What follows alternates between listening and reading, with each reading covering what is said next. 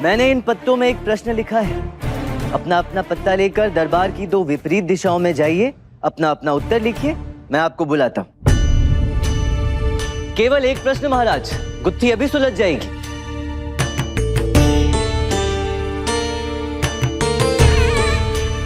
हो गया? हाँ। तो आ जाइए।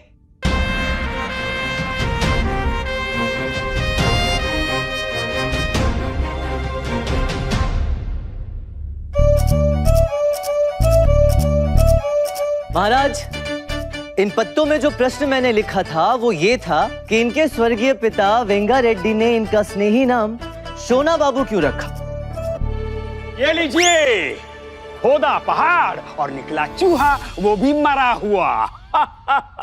इतनी जिज्ञासा, इतना कौतूहल रचकर श्रीमान जी ने प्रश्न पूछा, वो भी मूर्खों वाला प्रश्न कि पिता ने स्नेही नाम क्यों रखा। अरे भाई, अभिभावक हैं, अभिभावक अपने बच्चे का कुछ भी नाम रख सकते हैं। जी गुरु, समझ गया।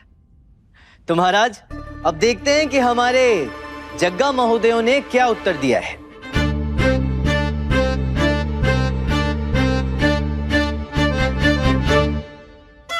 महाराज, मेरे विचार से ये गुत्थी सुलझ चुकी है। अब सब कुछ हमारे सामने स्पष्ट है महाराज। वो वास्तविक जग्गा रेड्डी जिन्हें अपने पिता की छोड़ी हुई विरसे की धन संपत्ति मिलनी चाहिए, वो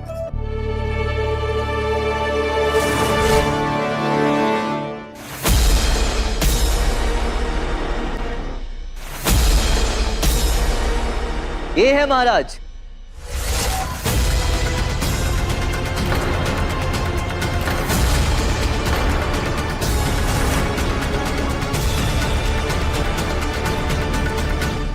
और ठग सेवक यानी कि नकली जग्गा रेड्डी, वो अपराधी रघु, ये है जग्गा रेड्डी एक। नहीं पंडित जी। और आप ये किस आधार पर कह रहे हैं पंडित रामकृष्ण? इनके द्वारा दिए गए उत्तरों के आधार पर महाराज, जिसमें वास्तविक जग्गा रेड्डी ने अपने उत्तर के माध्यम से अपनी पहचान स्पष्ट रूप से अंकित की है। क्या है वो उत्तर महाराज?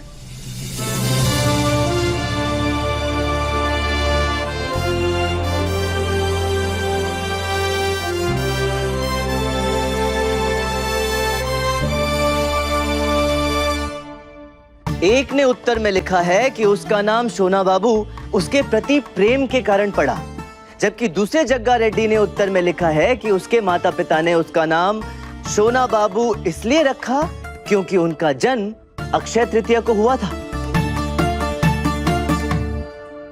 यदि आप सबको स्मरण हो तो जब पहले इनसे प्रश्न पूछा गया था तो इन्होंने उत्तर में अपना जन्म दिवस अक्षय तृतीया ही कहा था। जन्म दिवस वैशाख माह का शुक्ल पक्ष तृतीय पे है।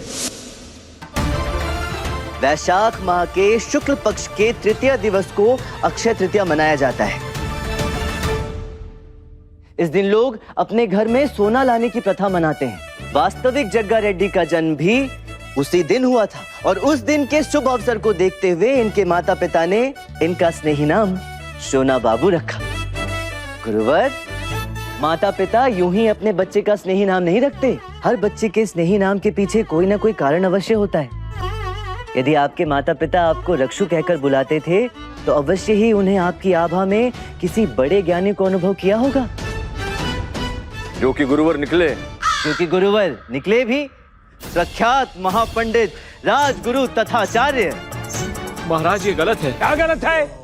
हम हैं महान पंडित तथाचार्य। हाँ, निसंदेह आप है गुरुवर, मैं अपने संदर्भ में कह रहा था। हाँ तो बोलिए बोलिए बोलिए। महाराज, मैं स्वर्गीय श्री वेंगा रेड्डी का एकलौता पुत्र जग्गा रेड्डी हूँ और वो ठग रघु ये है महाराज, और मेरे पास महाराज जन्म चिन्ह भी है। जानता था कि इतनी सरलता से अपना अपराध स्वीकार करने वाले अपराधी तुम हो नहीं। इस प्रकार के अपराध की रूपरेखा तैयार करने वाला भला इतनी सरलता से अपना अपराध कैसे स्वीकार कर सकता है, वो भी तब जब उसका छल सफल होने के शीर्ष पर हो। इसलिए मैंने तुम्हारे लिए एक अकाट्य प्रमाण का प्रबंध किया है। महाराज, मैंने कोतवाल महोदय को उस दाई को लाने भेजा है जिसने वास्तविक जग्गा रेड्डी को जन्म दिया था।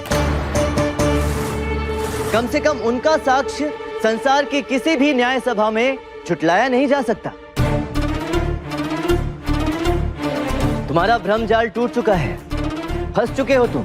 उचित यही होगा कि अपना अपराध स्वीकार कर लो, संभवतः कम दंड मिले, अन्यथा तुम्हारा क्या हश्र होगा इस बात का अनुमान भी नहीं है तुम्हें। मृत्यु दंड भी मिल जाए तो कोई आश्चर्य की बात नहीं होगी। पंडित जी मुझे क्षमा कर दीजिए पंडित जी। महाराज, मैं वो ठग रघु मैं ही हूँ, ये वास्तविक पुत्र है जग्गा रेड्डी। मुझसे बहुत बड़ी भूल हो गई महाराज, मुझे क्षमा कर दीजिए महाराज।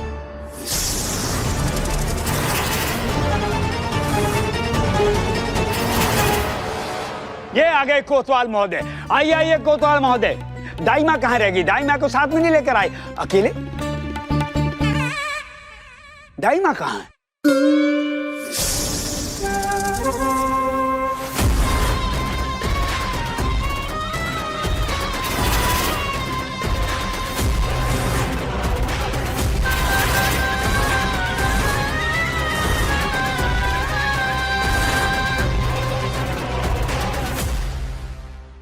कौन सी दाई माँ और किसकी दाई माँ?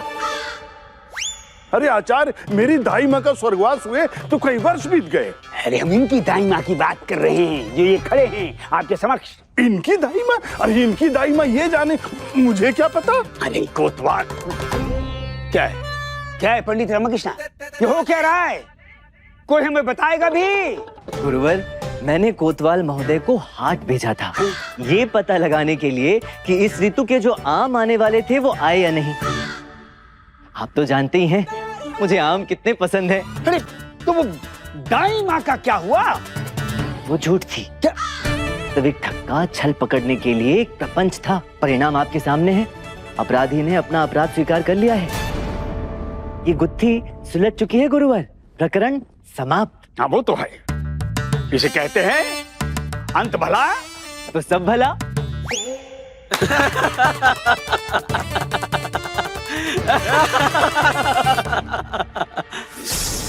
सही कहा था सलावत खान ने, तुम बहुत अधिक चतुर और चालाक हो पंडित रामा। ये सही क्षण है।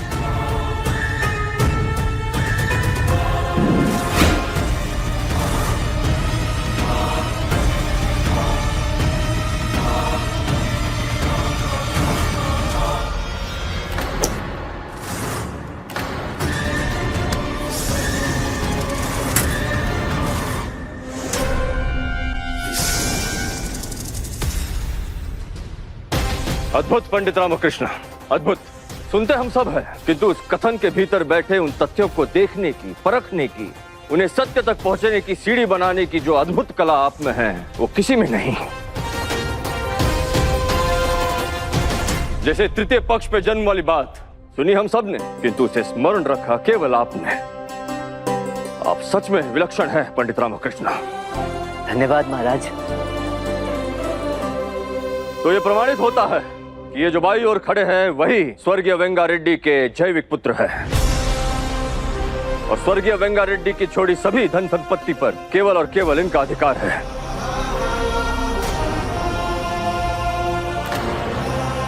सेवक रघु को तत्काल बंदी बनाया जाए और इन्हें कारागार में डाला जाए। मुझे क्षमा कर दीजिए महाराज। पंडित जी, क्या?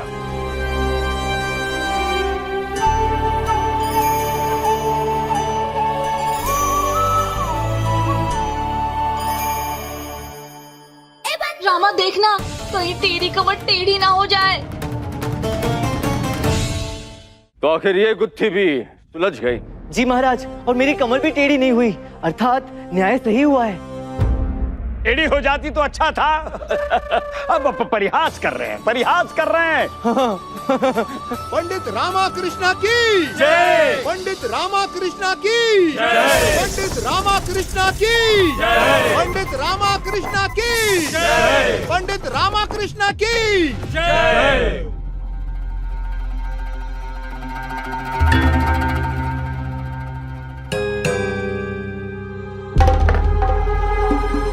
पत्र का कपड़ा पर्शिया का, इस पे मोहर उत्तरी विरहानाबाद की, और इस स्याही की सुगंध निश्चित रूप से इस पत्र में कुछ ना कुछ गड़बड़ है, और गड़बड़ तो लैला में भी है। क्योंकि जैसी वो दिखती हैं वैसी है नहीं।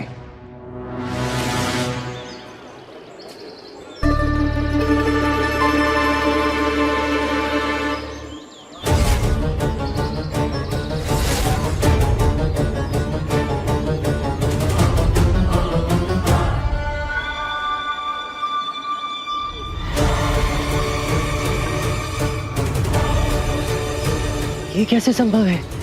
इतने सारे हरे भरे वृक्षों के बीच एक वृक्ष सूखकर कैसे जल सकता है?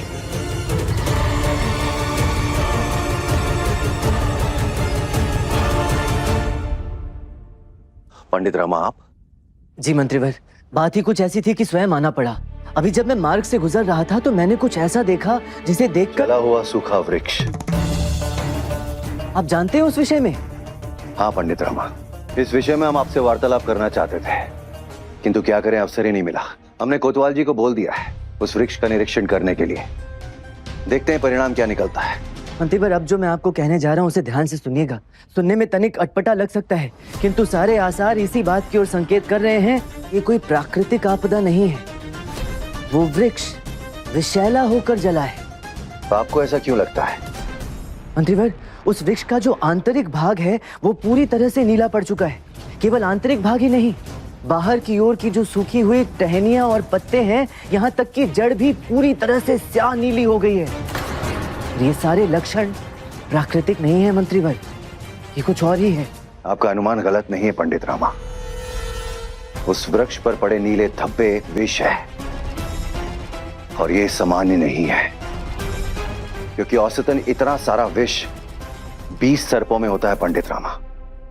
और उस वृक्ष तो क्या, उसके आसपास के किसी भी वृक्ष पर कोई सर्प नहीं था। तो फिर वो सर्प आया कहां से?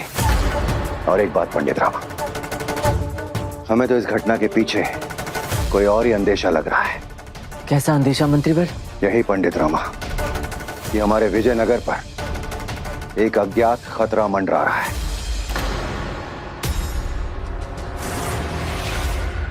अभी कौन सा नया शत्रु पैदा हो गया जो हमारे विजयनगर के लिए खतरा है?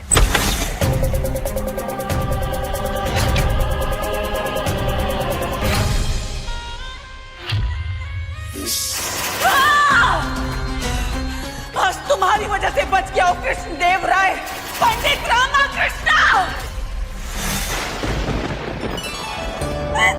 कितना अच्छा मौसम है, लगता है वर्षा होने वाली है। सोचना भी मत, घर में बेसन समाप्त हो गया है और मैं बहुत थका हुआ हूँ। ना ही मैं बाहर जाऊंगा, ना ही कोई पकौड़े वकौड़े बनाऊंगा, पहले ही बता दे रहा हूँ। हाँ समझो ना, वर्षा होने वाली है तो थोड़ा पास आओ। निकटम निकटम।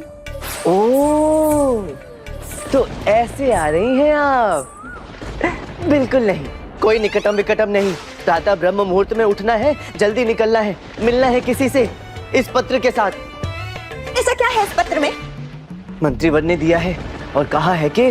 पंडित रामा, आप तो बहुत सी भाषाओं में निपुण हैं। क्या आप फारसी बोल सकते हैं? फारसी मुझे नहीं आती, किंतु हाँ, यदि आप कहें तो किसी ऐसे व्यक्ति को ढूंढ सकता हूँ जो फारसी भाषा को अच्छी तरह से पढ़ लिख सकता हूँ। हम जानते हैं किसी को जो फारसी पढ़ लिख लेता है। उसका नाम है वजाहत खान। आपको हमारा एक कार्य करना होगा। जी मंत्रीवर। आपको ये घोषणा पत्र उसके समक्ष ले जाना होगा और जानना होगा कि इस घोषणा पत्र में क्या लिखा है। क्षमा चाहेंगे, हम जा नहीं सकते, क्योंकि इस समय विजयनगर को हमारी आवश्यकता है। हाँ, क्या आप हमारे लिए इतना कार्य कर सकते हैं पंडित रामा? आप चिंता ना करें, ये पत्र कल वजाहत खान तक पहुंच जाएगा। अब इतना भरोसा करके मंत्रीवर ने मुझे ये कार्य सौंपा है, पहले ये कार्य पूर्ण कर लूं। और भी तो कर्तव्य होते हैं एक पति के। हाँ, तो निकटम निकटम निकटम निकटम निकटम निकटम। अरे रे रे रे रे रे रे, कहाँ घुसे चले आ रहे हो? क्या चाहिए? सोना है। तो सो, जाकर अपने कक्ष में सो। किसने रोका है? बिजली की कड़कने की ध्वनि से ना बहुत डर लगता है। लो बोलो, इनको भी भय लगता है किसी से? भय लगता है ना, तो उनके पास जाओ जिनके पास सभी भय का उपचार है। अम्मा और अम्मा की लाठी, जाओ उनके पास जाके सो। जाओ जाओ। उनके कराटे तो बिजली के कड़कने से अधिक खतरनाक है, तो हम यही कहेंगे। हटो हटो पीछे। अरे अरे, कहाँ गिरे? अरे तुम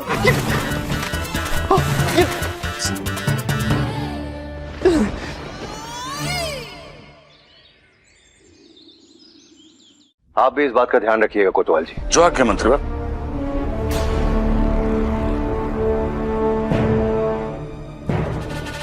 इस पौधे का भी वही हश्र हुआ है जो उस वृक्ष का हुआ था। आखिर ये कौन सी महामारी है जो पेड़ पौधों को अपना शिकार बना रही है?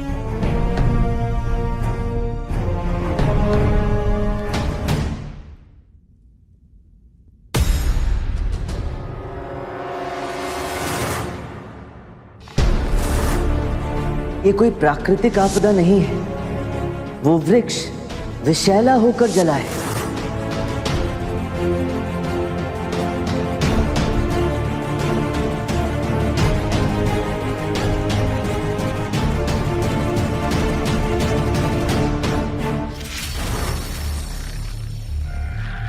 मतलब ये उस झरोके से, इसका तात्पर्य ये है कि आक्रमण हमारे महाराज पर हुआ है। उस आक्रमणकारी का लक्ष्य हमारे महाराज थे, वो हमारे महाराज की हत्या करना चाहता था और वो आक्रमणकारी इस समय हमारे राजमहल में है। क्षमा करें मान्यवर, क्या श्रीमान वजाहत खान जी का निवास स्थान यही है?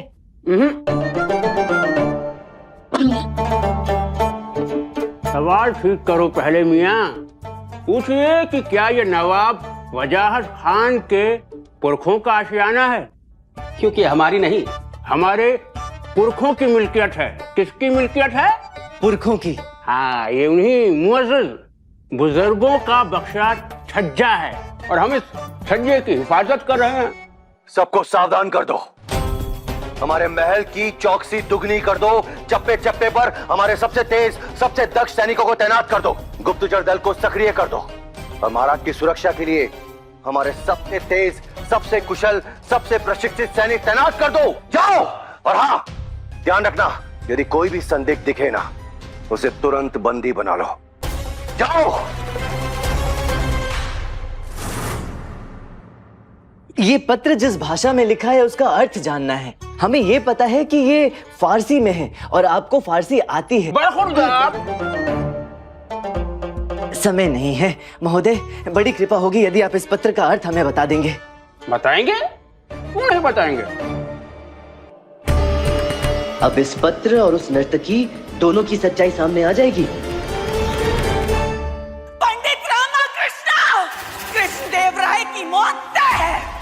ये मरेगा और तुम तो क्या, इस दुनिया की कोई भी ताकत तुम्हारे बादशाह को मेरे जहर से नहीं बचा पाएगी।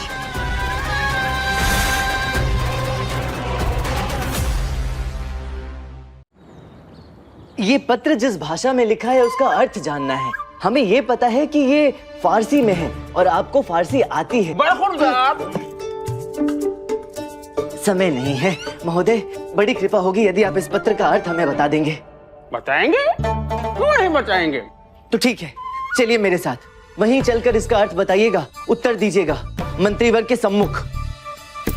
उनकी भी कोई शंका होगी तो हाथ के हाथ समाधान भी हो जाएगा। आइए चलिए चलिए। अरे रे रे रे रे, आप वहां कहाँ जा रहे हैं? उत्तर। पर वो तो मंत्रीवर्ग के सामने देना है ना। या हम उत्तर दिशा में जा रहे हैं। हैं? किंतु वो तो दक्षिण दिशा है। माफ कीजिएगा बरखुरदार, तो फिर आप ही बता दीजिए कि उत्तर दिशा किस दिशा में है? उत्तर दिशा ये बता दो का क्या मतलब? आप स्वयं नहीं देख सकते कि उत्तर दिशा किस दिशा में है? वो बस निगाह में थोड़ा सा नुक्स है, बाकी दुनिया का 99 हिस्सा हमें दिखाई नहीं देता। 99 भाग दिखाई नहीं देता, तो बचा क्या? एक भाग। वो देखिए, वो जो चांद निकला है ना, उसे हम महसूस कर सकते हैं।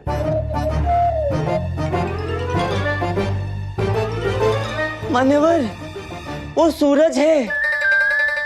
और यदि आपको दिखाई नहीं देता तो ये क्यों कहा कि इस पत्र का अर्थ बताएंगे? क्या है ना कि हमारी खानदानी रवायत है कि हम कभी किसी को ना नहीं कह सकते। वो तो ठीक, किंतु जब दिखाई नहीं देता तो ये पुस्तक हाथ में लेकर क्यों बैठे थे? ये तो गुनाह हो गया। अरे हम पढ़ नहीं सकते तो क्या धूल भी नहीं झाड़ सकते? ये तो वही बात हुई ना कि शोभदा हर ही पहनते हैं, किताबो लिबास बोलता चुहल है, बदनाम सिरा छोड़ती है। क्या होती है? हत्या। इसके बाद तो सीधे हत्या होती है, जो मुझसे होगी नहीं। अब यही हमारी खानदानी निशानियां बची हैं। अब इनका ख्याल हम नहीं रखेंगे तो कौन रखेगा? ये क्या है मंत्रीवर? गजरा। गजरा? अरे मंत्रीवर, हम इसका क्या करेंगे? अरे अभी तो हमें घर जाने में बहुत समय है, तब तक में तो इस गजरे के पुष्प सूख जाएंगे और फिर हम अपनी पुष्पावली को ये सूखे हुए पुष्प देकर भला हमें क्या लाभ होगा मंत्रीवर? कोतवाल जी, ये गजरा आपकी पुष्पा आपकी धर्मपत्नी के लिए नहीं है। ये गजरा आपको लैला जी को देना है। जी। क्योंकि फारस में गजरे नहीं होते। इसकी सुगंध हमारे देश की संस्कृति की पहचान है, उन्हें अच्छा लगेगा। ये अतिथि का सत्कार करना अति आवश्यक होता है और अति आवश्यक होता है विशेष अतिथि का सत्कार करना। विशेष ध्यान रखेंगे मंत्रीवर, पूरा ध्यान रखेंगे, आप निश्चिंत रहिए। हम उस लैला नर्तकी का पूरा ध्यान रखेंगे मंत्रीवर, पूरे जी जान से। लैला महोदया। कोतवाल जी लैला के निकट रहेंगे और अगर कुछ भी असामान्य गतिविधि होती है तो उसकी सूचना पहले हमें जरूर देंगे। लैला, हमारी दृष्टि तुम पर है।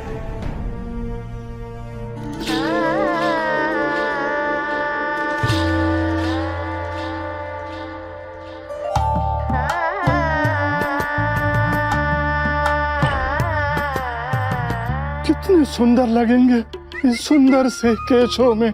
लोग कहेंगे गजरा क्या सज रहा है। तो आप ही सजा दीजिए। हम ही लगा दे।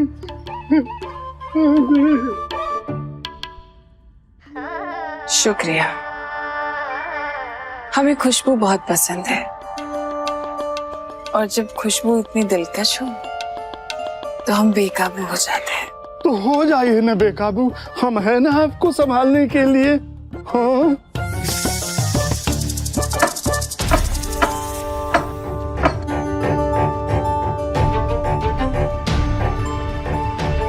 कौन आया होगा अभी?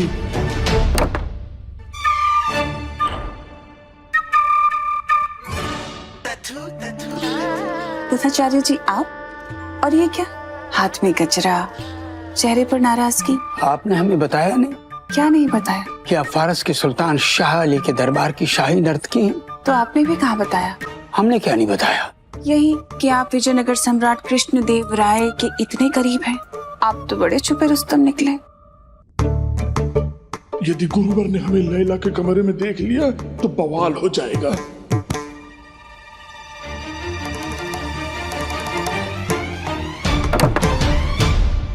गजरा लाए आपके लिए, अंदर चलें।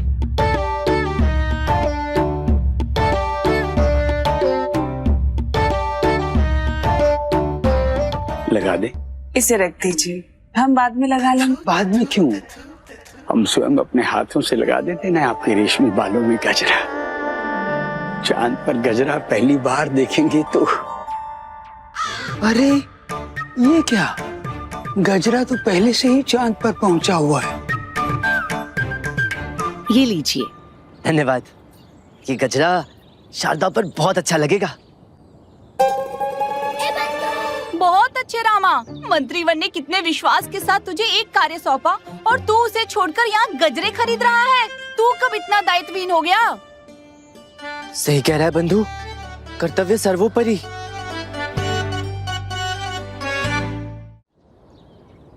महोदया, ये आपका गजरा अब मुझे नहीं चाहिए। तो मैं क्या करूं? इसे कूड़े में फेंको या किसी नाचने गाने वाली को दे दो या फिर किसी नर्तकी को। हमारे यहाँ बिका हुआ माल वापस नहीं होता है। ले जाओ इसे। नर्तकी? हाँ, राज नर्तकी लैला। अरे बगल में छोरी, गांव में ढिंढोरी। बगल में छोरा, गांव में ढिंडोरा। हाँ, क्यों ना नाच नर्तकी से ही इस पत्र का अर्थ पूछा जाए। वो भी तो फारस से ही हैं, उन्हें फारसी अवश्य आती होगी। हाँ, इस समस्या का समाधान यही है, राज नर्तकी लैला। नर्तकी लैला, आ रहा हूं मैं। अब प्रतीक्षा क्यों करनी?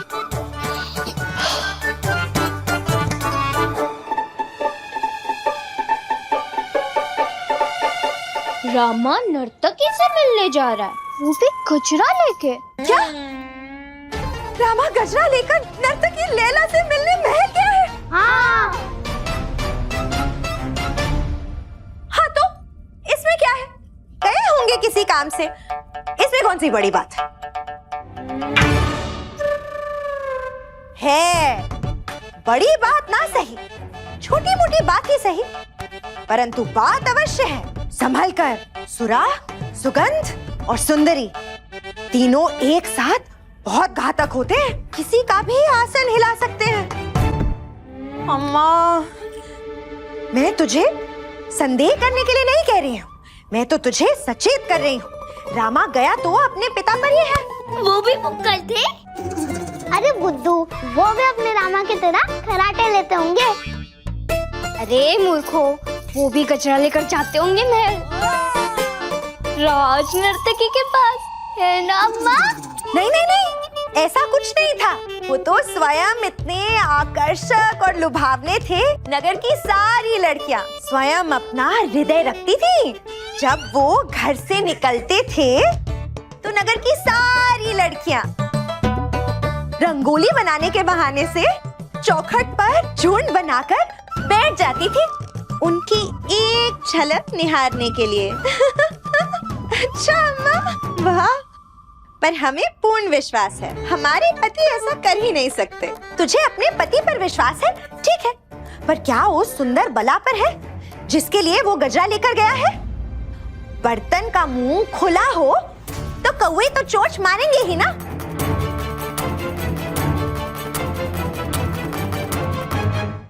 चलिए कोई बात नहीं, एक से भले दो, एक आपका, एक हमारा।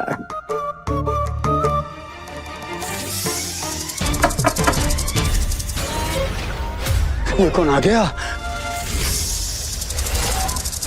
अब कौन होगा? हम देखते हैं। जी।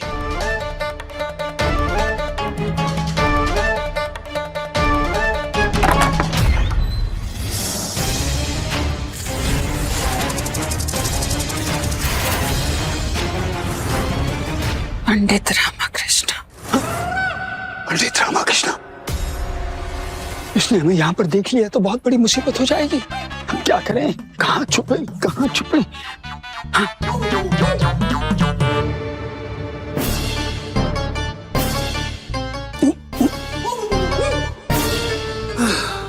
बच गए। प्रणाम गुरुवर। आयुष्मान भव। हे, तुम? हाँ मैं। आप क्यों? राज्य में कोई रूप की देवी आई नहीं कि आपकी अगरबत्ती पहले जल जाती है। बताइए, जिस आयु में बैठ के रामलीला देखनी चाहिए, यहाँ से बैठ के आप लैला देखेंगे। ये हमारे नेत्र हैं, हम कुछ भी देखें, आपको क्या? तुम यहाँ क्या कर रहे हो? गजरा। अच्छा, लैला के केशों में जो पहले से गजरा है वो तुम्हारा है? वो जो गजरा सज रहा है वो हम। आप जानती हैं मुझे? बेशक, तुम ही तो हो जो मेरे रास्ते की रुकावट बना हुआ है। जी? हमारे कहने का मतलब है, आप ही तो हैं जो विजयनगर और विजयनगर सम्राट कृष्णदेव राय के ऊपर जितनी भी मुश्किलें आती हैं, उनकी रुकावट बनकर खड़े हो जाते हैं। सो तो है, मेरे महाराज और मेरे राज्य पर आने वाली हर संकट का सामना सर्वप्रथम मुझसे करना पड़ता है। बहुत खुशनसीब हैं आपके महाराज, जिन्हें आप जैसे वफादार अष्टदिग्गज मिले। मित्र?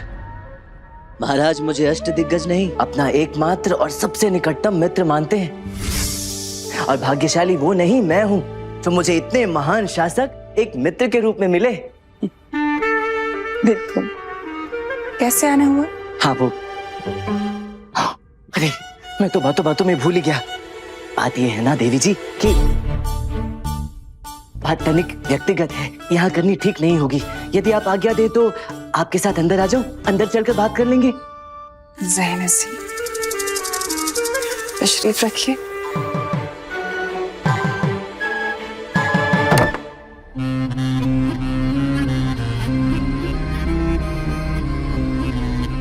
ये किधर गए? कौन देवी जी? कोई नहीं। वैसे आपके हाथ में गजरे देखकर हम बहुत खुश हुए। आखिरकार आप भी हमारे हुस्न और फन के कायल हो ही गए। एक कपटी कहीं का खरगोश के खाल में भेड़िया बड़ा चरित्रवान पत्नी व्रता बना फिरता है। देखो देखो देखो, इस बगुले भगत की करतूत। शाही नर्तकी लैला के हाथ में गजरा लिए घूम रहा है विलासी कलिंगा। आप सच में बहुत सुंदर हैं देवी जी, इस बात में भला किसी को क्या ही शंका हो सकती है। और आपकी नृत्य प्रतिभा आने वाली रंग पंचमी पर हम सब देख ही लेंगे। मुझे पूर्ण विश्वास है आपकी कला आप ही की भांति सुंदर और अद्भुत होगी। किंतु जहाँ तक इस गजरे की बात है ना, क्षमा करें कि मैंने आपके लिए नहीं अपनी धर्मपत्नी शारदा के लिए खरीदा है। क्या है ना, मेरे लिए उससे सुंदर स्त्री इस संपूर्ण सृष्टि में दूसरी और कोई नहीं। जब वो गजरा लगाती है ना, तो उसे देखकर देवता भी मेरे भाग्य से ईर्ष्या करते होंगे।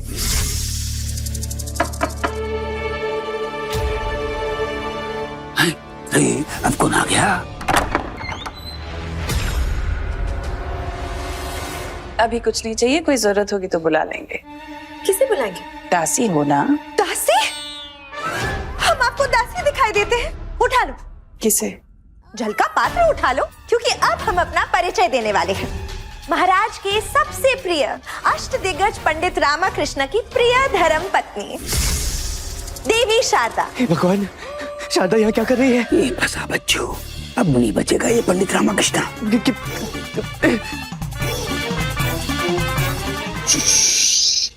पंडित जी कौन? अरे इधर इधर किधर? पलंग के नीचे। आइए इधर नीचे आ जाइए। हाँ, एक क्षण, मैं क्यों छुप रहा हूँ? मैंने क्या किया? तो सभी छुप रहे हैं तो क्या अंतर पड़ता है, आप भी आके छुप जाइए। हाँ। ये कौन है? धीरे बोलिए, धीरे। आप दोनों यहाँ क्या करने आए हैं? हम तो यहाँ लैला देवी से नृत्य सीखने आए हैं। आपको नृत्य आता कहाँ है? नहीं आता तभी तो सीखने आए हैं। कहाँ है हमारे पति? कहाँ है? रामा, रामा, रामा, कहाँ है हमारे पति? आपके पति यहाँ नहीं है, आपको गलतफहमी हुई। पक्का?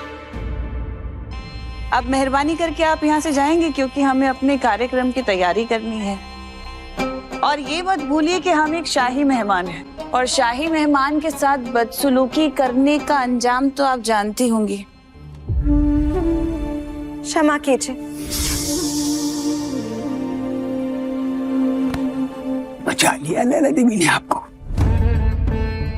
क्या बात है, पति छुपे, पत्नी क्षमा मांगे, और कुछ लोगों की दृष्टि में दुराचारी हम हैं।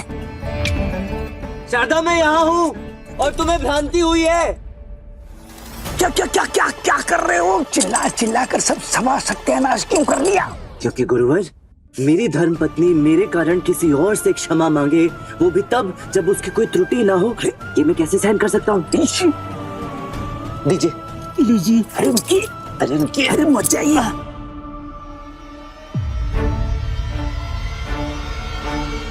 इसका तो अध्याय समाप्त।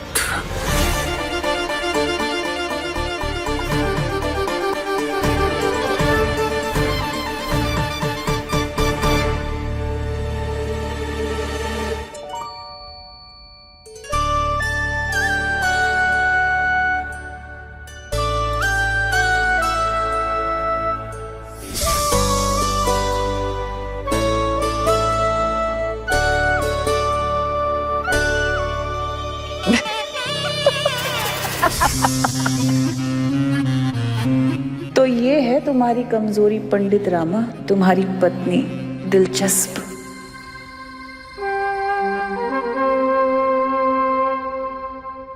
तो आप इनसे प्रश्न नहीं पूछेंगे कि हमारे कक्ष में क्या कर रहे थे, वो भी हमारे बिस्तर के नीचे?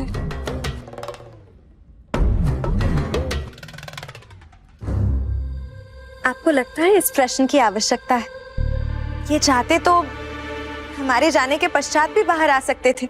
संभवतः हमें कभी पता भी नहीं चलता कि ये यहाँ थे, परंतु ये बाहर आए और हमें बताया कि ये यहाँ थे और ये सिद्ध किया कि हमसे कितना प्रेम करते हैं। हमारे रामा कभी कुछ गलत कर ही नहीं सकते और इससे बड़ा सत्य और कुछ नहीं है। बहुत ही नायाब है आप पति पत्नी का रिश्ता। पति पत्नी का रिश्ता जैसे एक एहसास से बंधी दो आत्माएं, प्रेम, सम्मान, विश्वास, समर्पण, इन्हीं से तो है इन आत्माओं की सांसें। इनमें से एक की भी कमी हो तो ये रिश्ता समाप्त, जो हम कभी कम नहीं पड़ने देते। अब आप ये बताएंगे कि आपका यहाँ कैसे आना हुआ? हाँ हाँ, देखा, फिर से उलझा देना मुझे अपनी बातों में। आप ही तो हमसे बात कर रहे थे, हमने कहा कुछ कहा? एक देवी जी, आप फारस से है ना? आपको कोई शक है? शक तो कोई नहीं है, इसलिए तो यहाँ आया हूँ। बात दरअसल ये है कि ये पत्र फारसी में है और ये जानना था कि इसमें लिखा हुआ क्या है, तो आप कृपया पढ़कर बता दें। ये लीजिए।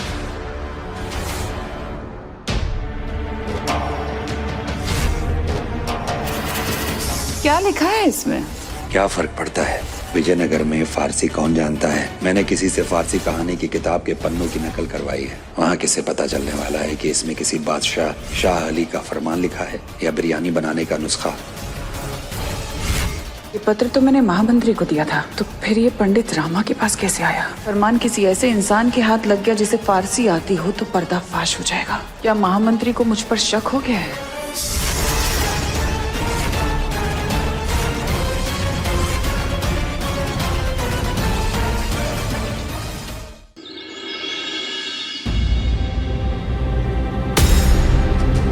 आपको क्यों जानना है कि इस खत में क्या लिखा है?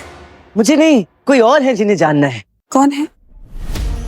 एक मित्र। और मैं जान सकती हूँ कि आपके मित्र को ये खत कहाँ से मिला और इन्हें इतनी दिलचस्पी क्यों है ये जानने में कि इस खत में क्या लिखा है? अब ये तो ना उन्होंने मुझे बताया ना मैंने उनसे पूछा। अभिप्राय तो इस पत्र का अर्थ जानने से है ना, तो पढ़िए और पढ़कर बता दीजिए कि क्या लिखा है इसमें। वो दरअसल अफसोस कि हम आपकी इसमें कोई मदद नहीं कर पाएंगे पंडित रामाकृष्ण। बात यह है कि हमें पढ़ना लिखना नहीं आता है? जी, बचपन से गरीबी और गुर्बत में दिन कटे हैं। 2 वक्त की रोटी कमाने के लिए सिर्फ नाच गाकर काम चला लेते थे। तालीम से कोई ताल्लुक ही नहीं रहा। एक दिन हमें एक रहमदिल मुर्शिद मिली, उन्होंने हमें नाच गाना सिखाया और उसके बाद हम बादशाह शाह अली के दरबार की रक्कासा बन गए। कभी पढ़ लिख ही नहीं पाए। हम आपकी मदद नहीं कर पाएंगे। ओह, तुम क्या बहती गंगा में हाथ धो रही हो? देवी जी, आपको पढ़ना लिखना नहीं आता? ये तो बड़ी गड़बड़ हो गई, क्योंकि एकमात्र विकल्प आप ही थी मेरे पास। कोई बात नहीं, दीजिए। वो हमारे कुछ फनकार दोस्त हैं जो फारस से आ रहे हैं, उनको पढ़ना आता है। वो जैसे आएंगे हम आपको इत्तला कर देंगे और वो आपको पढ़कर बता देंगे कि इसमें क्या लिखा है। तब तक ये हम रख लेते हैं। अच्छा, आपको यकीन नहीं है तो आप रख लीजिए। नहीं, कोई बात नहीं, आप रखिए इसे अपने पास, किंतु संभाल कर रखिएगा। अमानत है किसी की, पता नहीं क्या लिखा है इसमें। आपके जब साथी कलाकार आ जाए तो संदेश भिजवा दीजिएगा, मैं आकर अर्थ समझ लूंगा। जी, धन्यवाद। अगली बार जब आएंगे तो आपके लिए अच्छा सा गजरा लेकर आएंगे। हाँ। चल, धन्यवाद।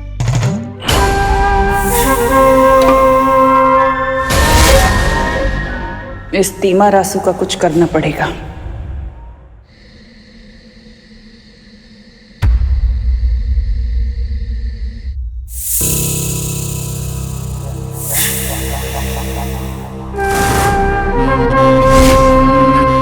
तुम शायद भूल गए महामंत्री, कृष्ण देव राय भी मरेगा और तुझ जैसा गुलाम उसे कभी बचा नहीं पाएगा। तुझे क्या लगा था तू मेरा पर्दाफाश कर देगा? ऐसा लैला कभी होने नहीं देगी।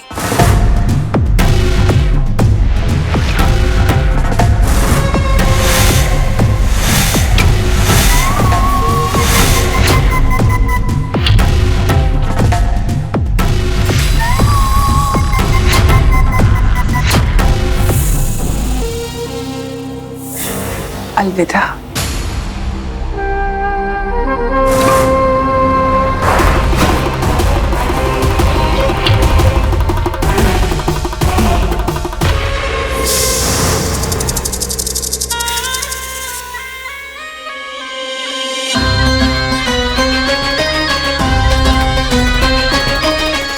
अफसोस, ना तुम शाही फरमान की असलियत जान पाए, ना ही तुम अपने बादशाह को अपनी आंखों से मरते हुए देख पाए। अलविदा महामंत्री। ऐसी भी क्या जल्दी है लैला जी? पहले इस दुनिया का हिसाब तो चुका लीजिए आप।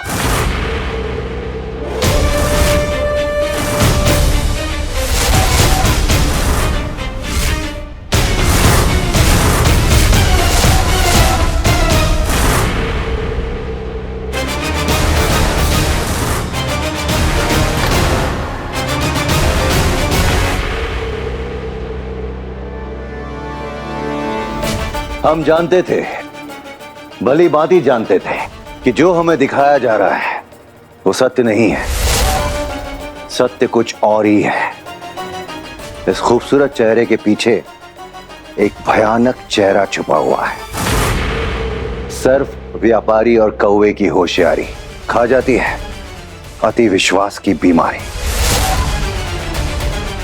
समस्या इसमें नहीं है कि आप स्वयं को होशियार समझते हैं।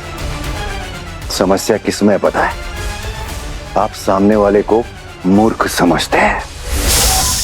हाँ तो लैला जी, आपका खेल समाप्त।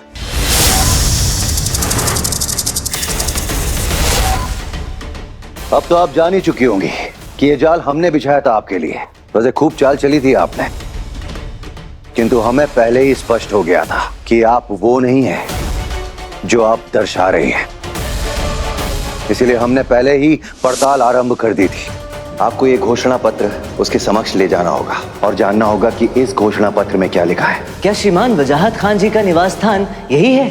वो वजाहत खान, हम जानते थे लैला जी कि उसे दिखाई नहीं देता है। उसके पश्चात ये स्पष्ट हो गया कि संपूर्ण विजयनगर में अगर कोई है जो फारसी पढ़ सकता है और बोल सकता है, और वो आप है लैला जी, है ना? आपने ही वो राजकीय घोषणा पत्र फारसी में लिखा था ना? क्योंकि आप फारसी हैं। और आपको इतना यकीन कैसे है कि पंडित रामा वो शाही फरमान मेरे पास ही लेकर आते हैं? क्योंकि हमारे पंडित रामा थोड़े से अड़ियल हैं। वो चाहे गुत्थी हो या सौंपा हुआ कार्य, जब तक वो पूर्ण नहीं कर लेते ना, तब तक वो चैन से नहीं बैठते। हमें पता था कि वो वजाहत खान से निराश होकर इस शाही घोषणा पत्र को पढ़ने के लिए दूसरा विकल्प खोजेंगे, और विकल्प खोजते खोजते वो आपके समक्ष पहुंच जाएंगे। परिणाम आपके सामने है। आपके मन का चोर आपको यहां ले आया और आप हमारे जाल में फंस गई।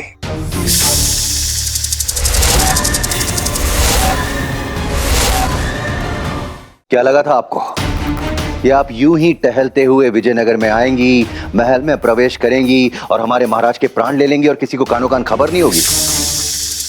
लैला जी, ये विजयनगर है, हमारा विजयनगर।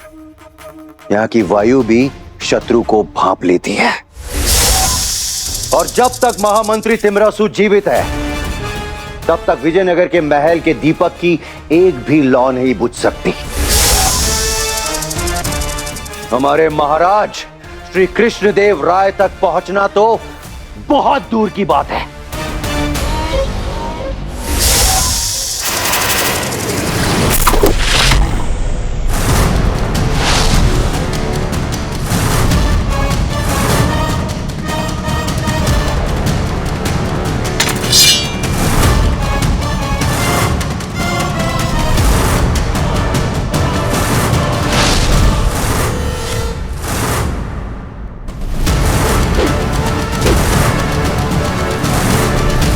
असंभव है आपका यहां से बच निकलना। यदि आप समझदार हैं लैला जी, तो स्वयं को विजयनगर की राजकीय प्रणाली के हवाले कर दीजिए और बताइए हमें क्या उद्देश्य था आपका यहां आने का, और क्यों आप हमारे महाराज को मारना चाहती थी? बताइए।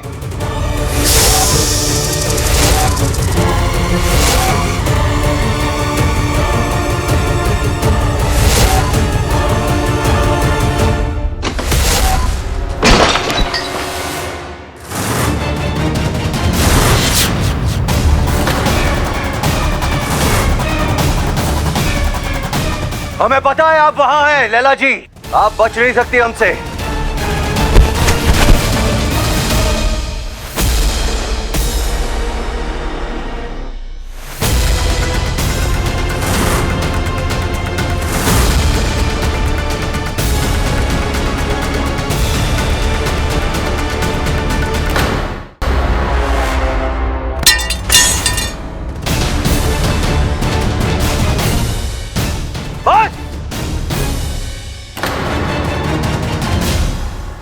अंतिम अवसर है, बंद करो ये चूहे बिल्ली का खेल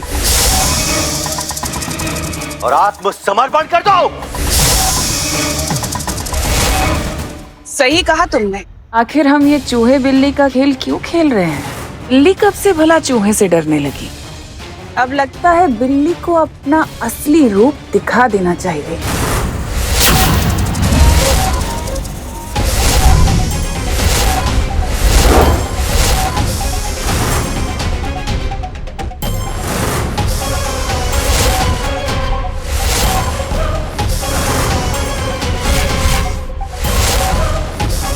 चूहे को भी तो पता चले कि जिसे वो बिल्ली समझ रहा है वो एक जहरीली मौत है, एक विष कन्या है। इसीलिए हम जैसे सपेरे बनाए ऊपर वाले ने, ताकि तुम जैसी विष कन्या को अपने वश में कर सके।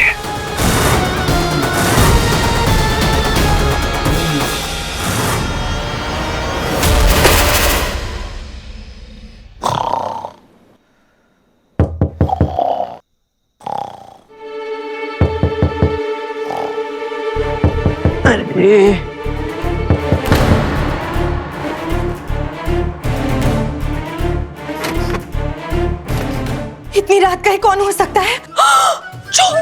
चोर! वाह, तुम्हारी चतुराई पर गर्व होता है मुझे, मेरी महाचतुर अर्धांगिनी। ये बताओ कि चोर चोरी करने के लिए द्वार पीट पीट कर आते हैं? नहीं नहीं ना, तो इतनी व्यग्रता से वही द्वार पीटता है जो किसी विपत्ति में हो, है ना? तो चलकर देखें कौन है।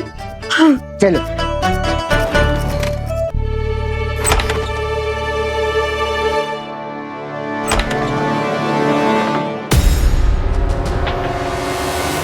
मंत्रीवर,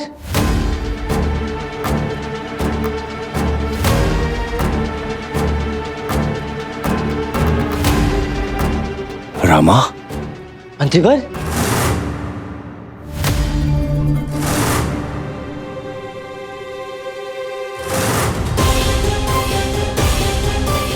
क्या हुआ मंत्रीवर? मंत्रीवर, मंत्रीवर क्या हुआ? क्या हुआ? क्या हुआ मंत्रीवर? मंत्रीवर क्या हुआ? आप बोलिए तो सही।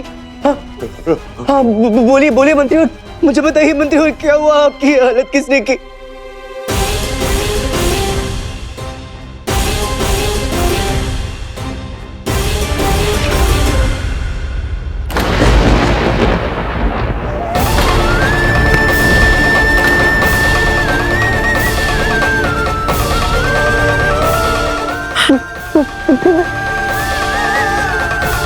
मंत्रीवर,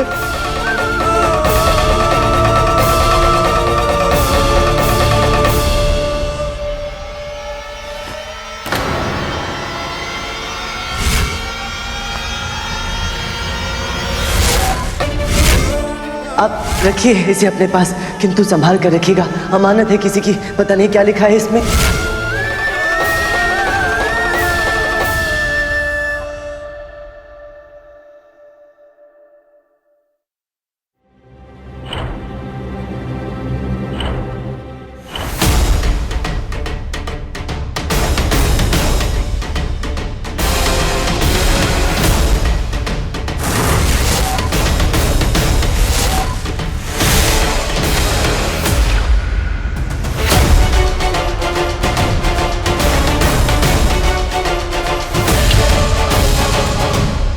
पंडित रामा, आप यहाँ इस वक्त? ये प्रश्न तो मुझे आपसे करना चाहिए। आप यहाँ इस समय क्या कर रही हैं? आपको तो अपने कक्ष में होना चाहिए था। आप कहीं महल छोड़कर जा तो नहीं रही है? हम क्यों जाएंगे भला? आपकी व्यग्रता तो कुछ यही कह रही है। वो तो आप अचानक से सामने आ गए ना, तो हम घबरा गए। क्यों? ऐसा क्या किया आपने जो मुझे देखकर इतना घबरा गई आप? वो हम दरअसल पहले से ही घबराए हुए थे, थोड़ा डरे हुए से, है ना? तो आप एकदम से अचानक से सामने आ गए तो डर गए थोड़ा सा। अब अगर आपके सवाल जवाब खत्म हो गए तो हम जा सकते हैं। वो पत्र चाहिए।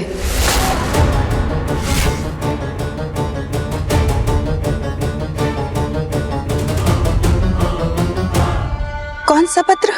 कौन सा पत्र? मुझे ज्ञात नहीं था कि राजसी नृत्यांगना लैला महोदया की स्मरण शक्ति इतनी क्षीण है। वही पत्र महोदया जो मैंने आपको पढ़वाने के लिए दिया था। याद आया कौन सा पत्र? वो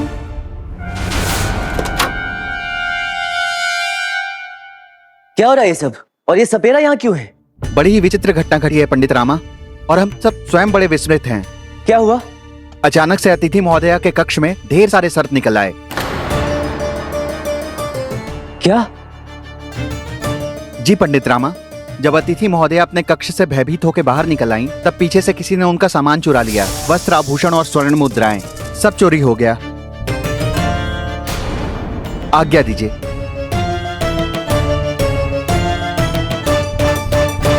और बदकिस्मती ये है पंडित रामा, आपका वो खत जो हमने इतना संभाल कर एहतियात से रखा था अपने कीमती आभूषणों के साथ, वो भी उसके साथ चोरी हो गया। और सच कहें पंडित रामा तो दुनिया का इतना महफूज समझे जाने वाला ये महल, इसमें भी ऐसा हो सकता है, वो भी एक शाही मेहमान के साथ। आपको पता है एक सर्प हमें डसने वाला था, हम कितना डर गए थे, प्राण निकलने वाले थे हमारे, और आप है कि हमसे सवाल कर रहे हैं, हमें कह रहे हैं कि हम डरे हुए थे। अब अगर आपकी आज्ञा हो तो हम अपने कक्ष में जाना चाहते हैं आराम करने।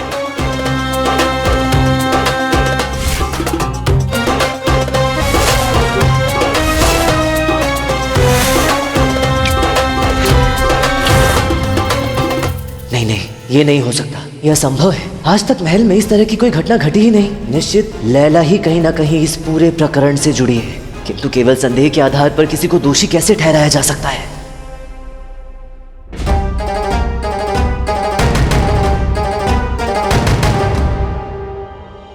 सबसे पहले प्यादा, फिर महामंत्री, अब कृष्णदेव राय की बारी। लड़ाते रहो अपना दिमाग पंडित रामा। जब तक हकीकत और छल के भंवर से निकलोगे, तब तक मैं अपना काम करके बहुत दूर जा चुकी होंगी, और तुम अपने महाराज की लाश के सिरहाने बैठकर उसकी मौत का मातम मना रहे होंगे।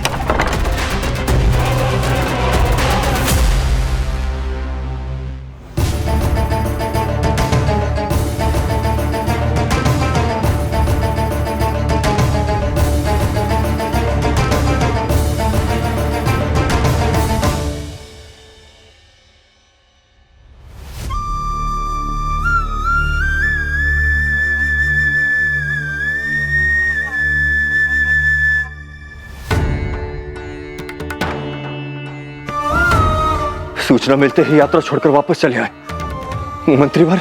नहीं महाराज, माँ के आशीर्वाद से जीवित हैं। ये तो हमारे मंत्रीवर हैं, इतने साहसी और शूरवीर, जो इतने घातक विष का प्रभाव इतनी आसानी से झेल गए। इनके स्थान पर और कोई होता तो निश्चित रूप से अपने प्राण गंवा बैठता। वो विष कोई सामान्य विष नहीं था महाराज। मंत्रीवर ठीक तो है ना? उनके प्राणों पर कोई जोखिम तो नहीं? राजवैद्य ने विष का प्रभाव कम करने के लिए औषधि दी तो है, किंतु जोखिम अभी टला नहीं है। निश्चेतन अवस्था में है, एक लंबी गहरी अनिश्चित निद्रा। अभी निश्चित रूप से कुछ भी नहीं कहा जा सकता महाराज। किंतु इतना घातक विष उनके शरीर में गया कैसे? महाराज, मेरे हिसाब से ये एक योजनाबद्ध हत्या का प्रयास है, और मैं जानता हूं इसके पीछे कौन है।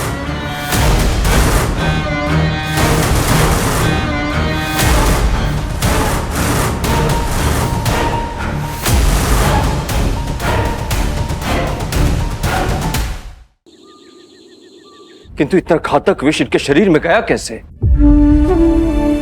और इस सब का महामंत्री जी की इस अवस्था से क्या संबंध?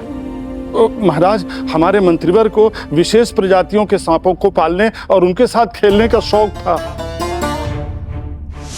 और महाराज, कल हम उनके साथ ही थे जब महामंत्री जी अपने उस सर्फ कक्ष में गए थे। बुरा न माने तो एक बात पूछे? हाँ पूछिए कोतवाल जी। मंत्रीवर, आपने इतने विषैले और जहरीले सांपों को आपने क्यों पाल रखा है? कोतवाल जी, अपनी अपनी रुचि की बात है। हमें इन प्यारे प्यारे सर्पों पे अध्ययन करना अत्यंत पसंद है।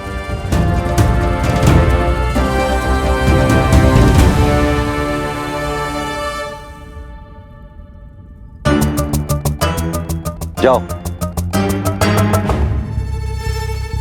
एक बात और बताएं आपको कोतवाल जी, हमारे प्यारे मित्रों के बारे में। बताइए।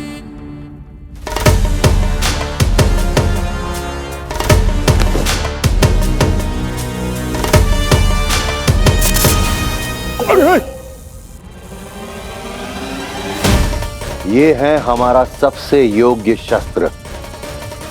जहां सेना नहीं पहुंच पाती, वहां हमारे ये प्यारे मित्र पहुंच जाते हैं कोतवाल जी। शत्रुओं को मौत की नींद सुला देते हैं हमारे ये प्रशिक्षित विषैले क्रूर हत्यारे। ये हमारी गुप्त सेना है कोतवाल जी, जो सदैव हमारे लिए तत्पर रहती है। ये केवल जीवन लेते नहीं है, ये जीवन देते भी हैं। इनके विष के मिश्रण से जो विष नाशक औषधियां बनती हैं, वो लोगों के प्राण बचाने में अत्यंत सक्षम होती है कोतवाल जी। महाराज, संभवतः उनके पाले हुए सांपों में से कोई भाग निकला हो और फिर वो डस लिया हो। हमें भी यही लगता है। ये अवश्य ही उन्हीं सांपों में से किसी एक ने किया है। प्रशिक्षित विषैले क्रूर हत्यारे, यही नाम दिया था ना मंत्रीवर ने अपनी सर्प सेना को? हाँ पंडित जी, हाँ। तो महाराज, ये भी तो संभव हो सकता है कि ये एक योजनाबद्ध हत्या का प्रयास हो, किसी और के द्वारा भेजे गए प्रशिक्षित विषैले क्रूर हत्यारे। महामंत्री तिमारसु जी एक योद्धा है पंडित रामकृष्ण। इस प्रकार के हमलों और कुप्रपंचों के लिए पूरी तरह सतर्क और प्रशिक्षित। उन पर इस प्रकार का प्रयास करना मूर्खता ही नहीं, सीधी सीधी आत्महत्या होगी। ये बस एक दुर्घटना है, उसके अतिरिक्त और कुछ नहीं पंडित रामकृष्ण। वास्तविक सत्य तो मंत्रीवर के होश में आने के पश्चात ही चलेगा महाराज। बस मां से विनती है कि मंत्रीवर शीघ्र स्वस्थ हो जाए। वैद्यराज जी, महामंत्री जी हमारे लिए बड़े ही अमूल्य है, इन्हें कुछ नहीं होना चाहिए। पूरा प्रयास करेंगे महाराज।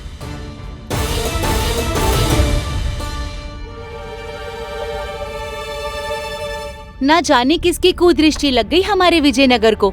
विपत्तियां हैं कि रुकने का नाम ही नहीं ले रही। यहाँ आपके कक्ष से सर्प मिले और वहाँ किसी विषैले सर्प ने हमारे आदरणीय महामंत्री जी को डस लिया। ऊपर वाला उनकी रूह को जन्नत अदा फरमाए। शुभ शुभ बोलिए। हमारे महामंत्री जी जीवित हैं। जीवित ही नहीं बल्कि प्राणों का जोखिम भी टल गया है। ये कैसे हो सकता है? कोई मेरे जहर से कैसे बच सकता है? स्वास्थ्य की स्थिति थोड़ी चिंतनीय है, किंतु वैद्यराज जी को पूर्ण विश्वास है कि शीघ्र ही उनकी हालत में सुधार भी होगा और जल्द ही वो होश में भी आ जाएंगे। आपका सेज हो गया है महोदया, हमें आज्ञा दीजिए।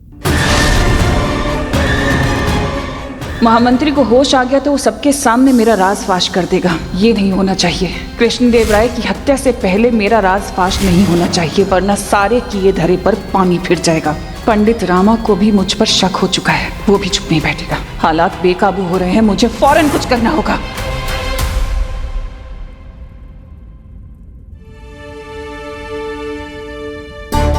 आपको ये घोषणा पत्र उसके समक्ष ले जाना होगा और जानना होगा कि इस घोषणा पत्र में क्या लिखा है।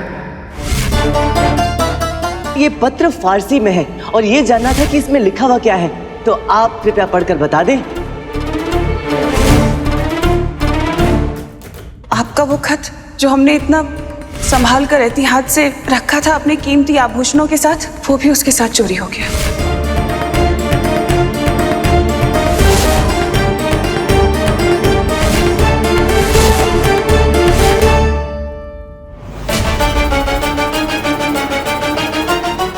आखिर इस पत्र में ऐसा है क्या जो मंत्रीवर जानना चाहते थे, और ये पत्र मंत्रीवर तक वापस कैसे पहुंचा? मैं किस प्रकार इस पत्र के माध्यम से इस गुत्थी की सत्यता तक पहुंच सकता हूँ?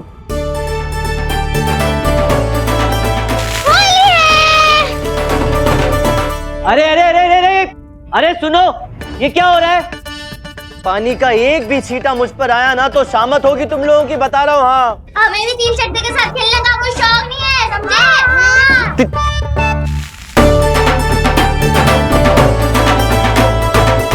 अरे संभाल के, ये पात्र बहुत महत्वपूर्ण है, भीग जाएगा। फिर से कह रहा हूँ, पत्र भीग जाएगा, दूर जाके रंग खेलो।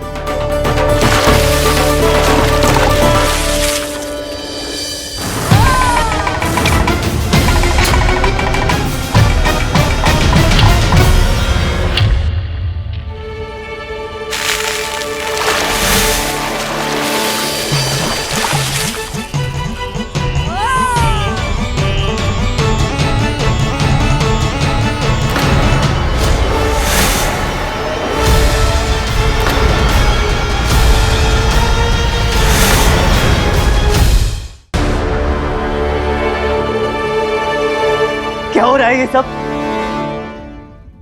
तुम्हारे जीवन में होली है तो इसका अर्थ ये नहीं कि सब लोगों के जीवन में खुशी के इंद्रधनुष खिले हुए हैं। तुम्हारे हिस्से उत्साह, अटखेलियां, उपहास सब हैं, किंतु सब इतने सौभाग्यशाली नहीं होते। हम मंत्रीवर्ती महारासु, जिन्हें मैं अपना सबसे निकटतम हितैषी मानता हूँ, पिता तुल्य मानता हूँ, वो वैद्यराज के आश्रम में जीवन और मृत्यु की लड़ाई लड़ रहे हैं। सुना तुमने? और मैं ये जानते हुए कि उन पर प्राण घातक हमले हुए हैं, उनकी हत्या करने का प्रयास किया गया है, मैं कुछ भी नहीं कर पा रहा हूँ, केवल दिशाहीन भटक रहा हूँ। समझ में ही नहीं आ रहा क्या करूं मैं। ये एकमात्र प्रमाण था जो मुझे दिशा दिखा सकता था। तुम्हारी अटखेलियों ने इसे भी नष्ट कर दिया। मेरी अंतिम आशा भी समाप्त हो गई। तो मनाओ त्योहार, उड़ाओ रंग, खेलो होली।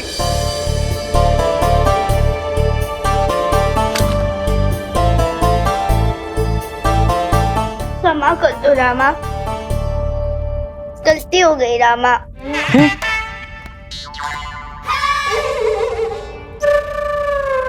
बच्चे हैं, क्षमा कर दो। वो कहते हैं ना, बुरा न मानो होली है। किंतु अम्मा ने तो ऐसा कोई संकेत नहीं किया। हाँ तो क्या हुआ? हमें अम्मा की मन की बातें समझने के लिए उनकी संकेतों की आवश्यकता नहीं है। और वैसे भी ये हम ही कह रहे थे। अच्छा समझ लो, हम दोनों कह रहे थे। जाने दो ना। मेरे जाने देने से प्रमाण तो वापस नहीं आएगा ना शारदा? लगा दो हमारे कान के नीचे। सच्ची? ये मैंने क्या किया? ये कह रही थी, तुम ही कह रही थी ना। पागल हो, होश में तो हो। मैं भला ऐसे कैसे कर सकता हूँ? काला टीका उठा लो और हमारे कान के नीचे लगा लो, ताकि हमारी स्मरण शक्ति को नजर ना लगे।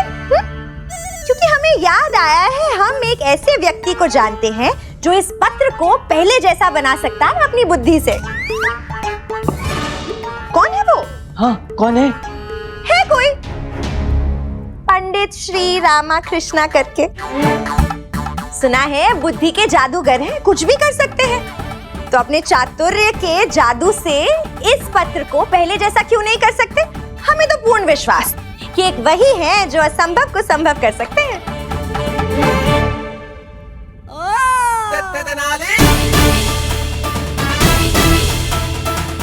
मिल गया अम्मा, मिल गया। इस पत्र को पहले की तरह करने का उपाय मिल गया।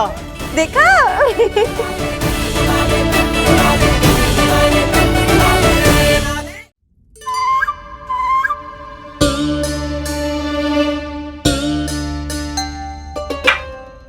पूछ इससे, क्या कर रहा है?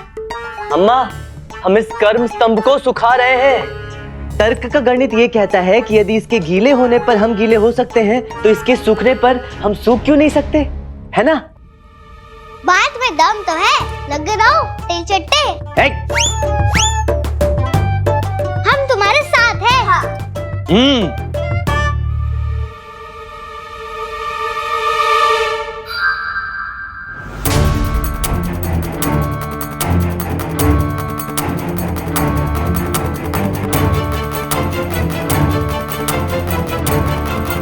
ये काम कर रहा है।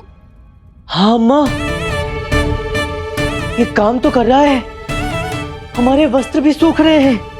मेरे बाल भी सूख गए। सब सूख तो रहे हैं, आशा है ये पत्र भी सूख जाए और पहले की भांति हो जाए।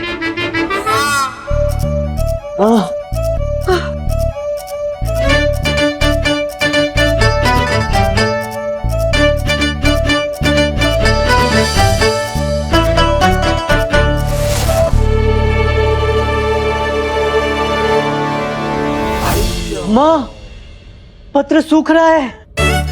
पत्र बच गया। पत्र नष्ट होने से बच गया। अम्मा, पत्र ठीक हो गया। पत्र ठीक हो गया। पत्र ठीक हो गया। पत्र ठीक हो गया।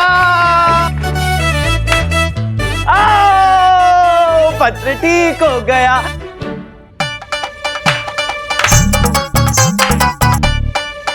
चलो चलो चलो चलो चलो चलो चलो चलो चलो चलो। प्रणाम पंडित रामाकृष्णा। महाराज ने आपको तत्काल महल बुलाया है। एक बहुत बड़ी अनहोनी हो गई है महल में। क्या हुआ? आप स्वयं चलकर देख लीजिए पंडित रामा, विषय बहुत गंभीर है। अब चलिए, मैं आता हूँ। शारदा, इसे संभाल कर रखना। आगे की छानबीन में ये बहुत महत्वपूर्ण है, काम आएगा। हाँ, मैं आता हूँ।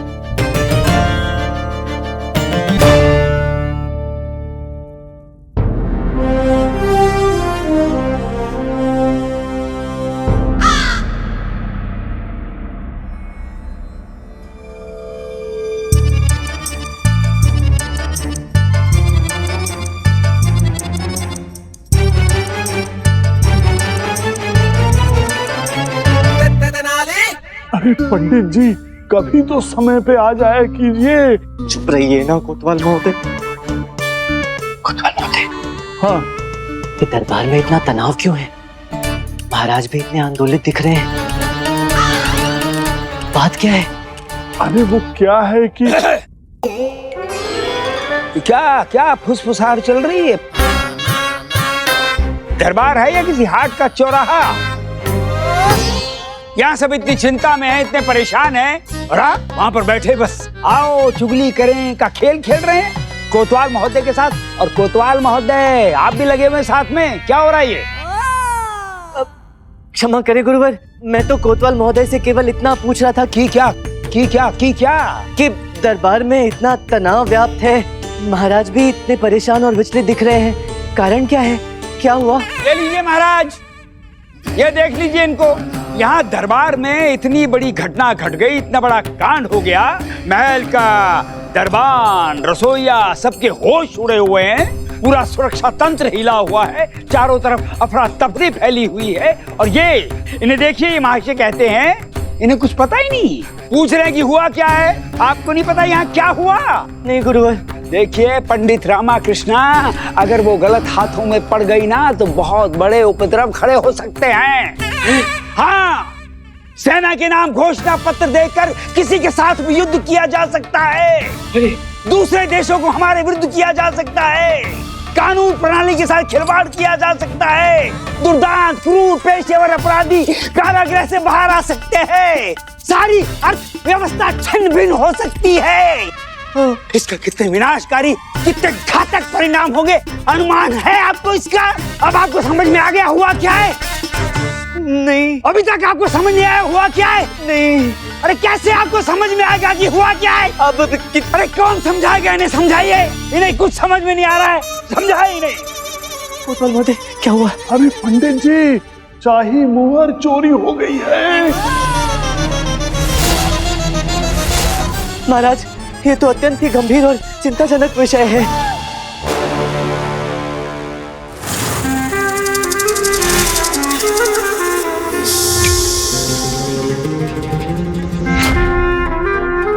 क्षमा कीजिए, आप इससे आगे नहीं जा सकते, आगे प्रवेश निषेध है। तुम जानते हो ना हम कौन है? जी महोदया, आप इस महल की शाही अतिथि हैं। और तब भी हमें रोकने की जरूरत? ये आदेश सबके लिए है महोदया। हम सिर्फ महामंत्री की खैरियत पूछने जा रहे हैं।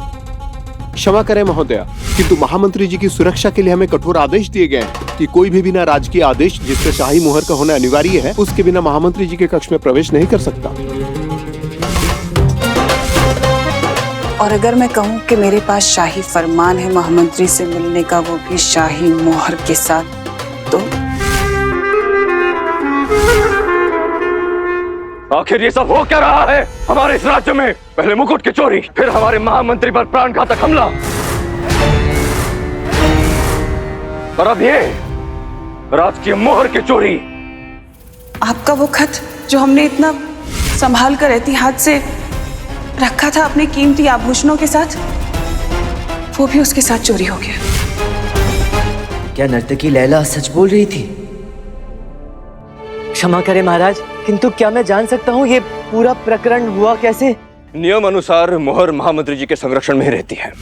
कुछ आवश्यक प्रशासनिक पत्रों के लिए मोहर हमारे पास आई। कार्य समाप्त होने के पश्चात हम महारानियों के साथ सैर के लिए निकल गए और महामंत्री जी मोहर वाली राजकीय पेटी लेकर अपनी बैठक की ओर। महामंत्री जी शाही मोहर वाली राजकीय पेटी अपने बैठने वाले स्थान के कपाट में रखते थे। उस दिन भी महामंत्री जी यही कर रहे थे कि दुर्भाग्यवश सर्प के हमले का शिकार बन गए। फिर आज सुबह रंग पंचमी के कुछ आवश्यक आदेश पारित करने हेतु हमें राजकीय मोहर की आवश्यकता थी, और क्योंकि महामंत्री जी उपलब्ध नहीं थे, हमने ये कार्य कोतवाल महोदय को सौंपा। कोतवाल महामंत्री जी की बैठक में गए। जिस कपाट में मोहर रखी जाती थी वो खोली तो देखा कि कपाट में शाही मोहर नहीं थी। अब बस बहुत हुआ, हम इस महल में और कोई कोताही सहन नहीं करेंगे। यदि आज सूर्यास्त के पहले शाही मोहर का चोर नहीं पकड़ा गया तो हम इस प्रकरण से संबंधित हर एक व्यक्ति को, फिर चाहे वो सैनिक हो या स्वयं कोतवाल, सबको उनके पद और सेवा काल से निलंबित करेंगे।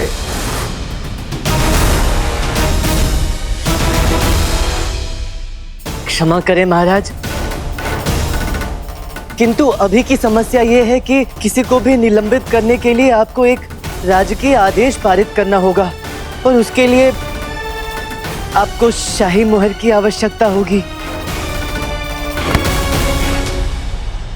ठीक है, किंतु आप तो हमारे दरबार के अष्ट दिग्गज है ना पंडित रामकृष्ण। आपको कोई आदेश देने के लिए हम किसी शाही मोहर पर आश्रित नहीं। तो अब आप सुलझाइए ये गुत्थी पंडित रामकृष्ण। निकालिए ढूंढकर हमारे शाही मोहर के चोर को।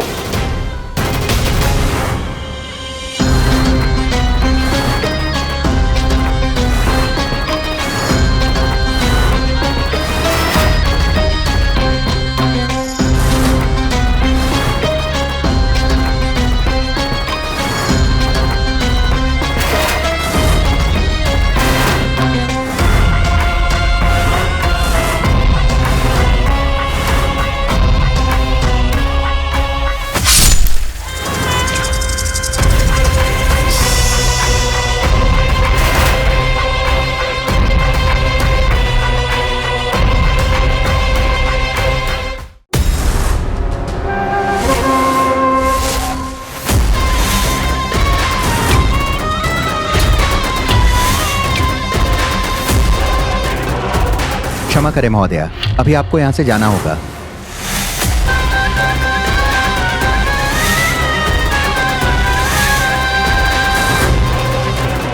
ऐसे कैसे? मैंने आपको शाही फरमान दिखाया ना। महोदया, अब इसका कोई अर्थ नहीं है। अभी अभी पंडित रामा ने महाराज से कहकर नया आदेश जारी करवाया है, जिसमें स्पष्ट हुआ है कि उनके अगले आदेश तक शाही मुहर लगा हुआ कोई भी आदेश या पत्र मान्य ना माना जाए। आपका सरकारी आदेश भी इसी समय रद्द किया जाता है। आपको अभी यहाँ से बाहर जाना होगा।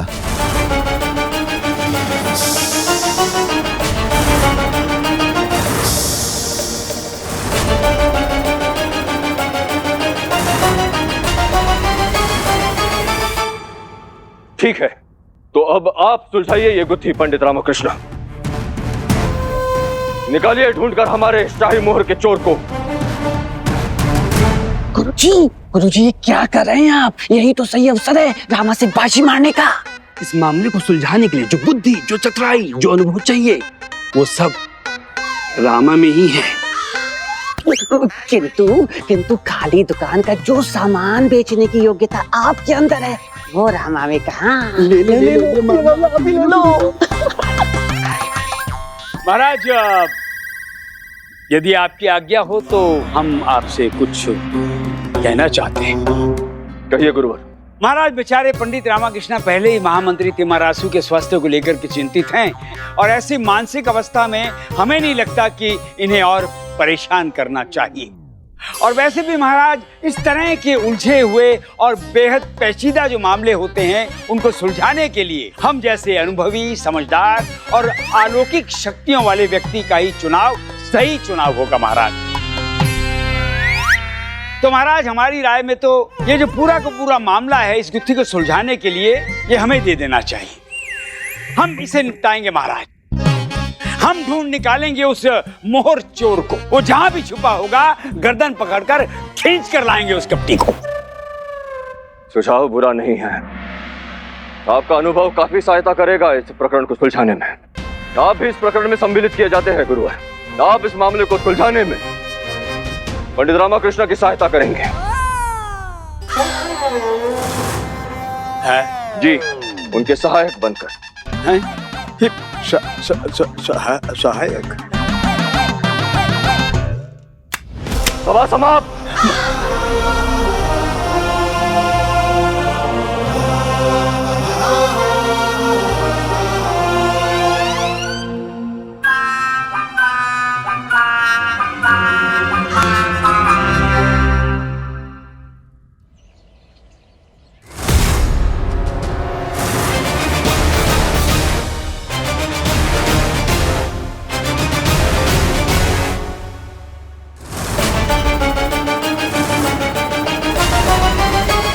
अतिथि महोदया को पंडित रामाकृष्ण का सादर नमन। अच्छा, आप यहीं मिल गई? मैं आप ही से मिलने आ रहा था। किस लिए? मुहर देखनी थी। कौन सी मोहर? बादाम और छुहारे, पता है आपको छुहारे? उन दोनों को पीस कर दूध में मिलाकर पी लीजिएगा। आपको आवश्यकता है। क्या है कि भूलती बहुत हैं आप। आपकी स्मरण शक्ति बढ़ेगी। वही मुहर जिसे लेकर आप मंत्रीवर का कुशल क्षेम पूछने गई थी, जिसे दिखाकर कक्ष के बाहर खड़े सैनिक से कक्ष के भीतर जाने की अनुमति ली थी। वो वाली मोहर? हाँ, वो तो हमने झूठ बोला था। वाह, झूठ बोला था? क्यों? दरअसल बात यह है कि जब से हमें पता चला कि महामंत्री बहुत गहरी बेहोशी में है, इंसानियत के तौर पर हमें बहुत फिक्र हो रही थी उनकी, तो सोचा जाकर उनका पता ले लें, उनका हालचाल पूछ लें। लेकिन जैसे ही वहां पहुंचे तो सैनिक ने रोक लिया और कहा कि सीलबंद शाही इजाजत की जरूरत है। अब हम शाही इजाजत लेने जाते तो और वक्त लग जाता, इसलिए हमने झूठ बोल दिया। जो भी किया नेक दिल से किया। जब आप झूठ बोलने में इतनी ही निपुण हैं, तो इस बात का क्या प्रमाण है कि वो जो आपने कहा था आपके कक्ष में हुई चोरी के साथ मेरा दिया गया पत्र भी चोरी हो गया, वो झूठ नहीं था?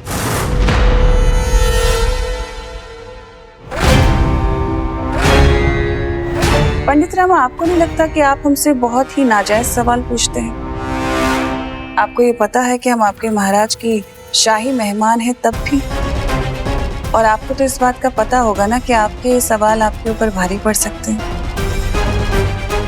अब हम जा सकते हैं?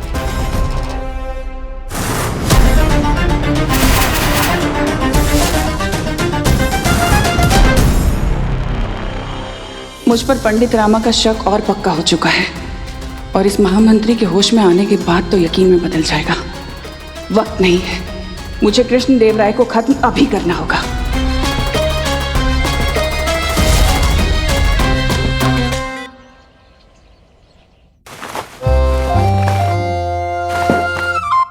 रामा ने तुझे जो पत्र दिया था उसे संभाल कर रखा है ना? हाँ माँ, बहुत संभाल कर रखा है। आपको चिंता करने की कोई आवश्यकता नहीं है। हम तो उस पर कुंडली मारकर ऐसे बैठे हैं जैसे वंशजों के खजाने पर तक्षक सर। विश्वास नहीं होता तो आइए खुद ही देख लीजिए।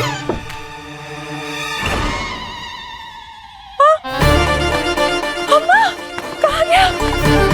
यही तो रखा था।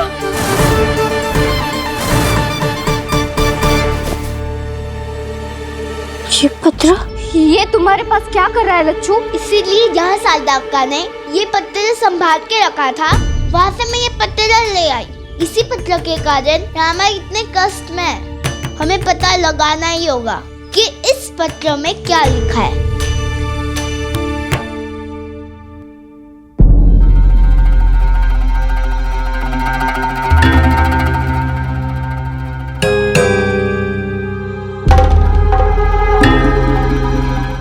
वृक्ष की अवस्था देखकर तो लग रहा है कि मंत्रीवर पर हमला ही हुआ है।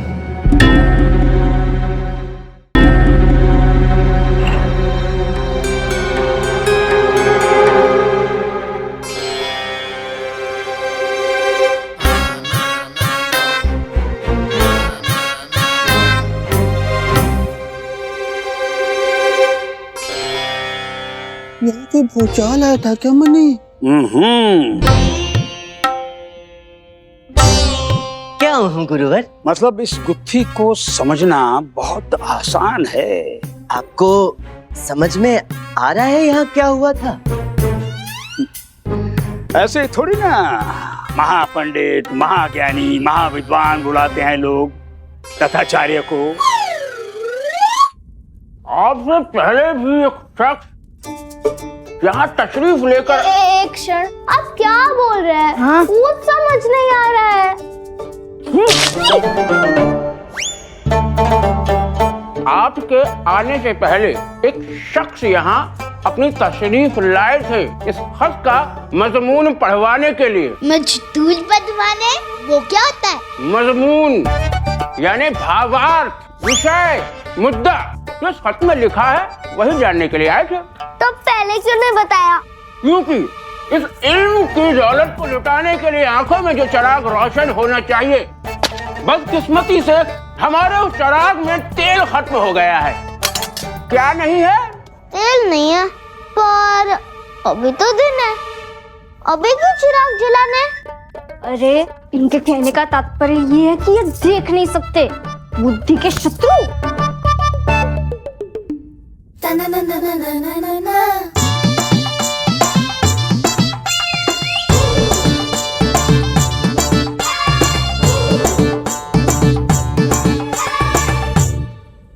ये तो सच में नहीं देख सकते।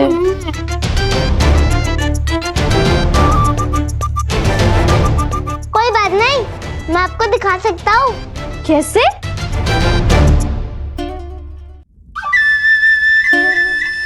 आप मन की आंखों से देखिए, मैं तन की आंखों से देख के समझाता हूँ।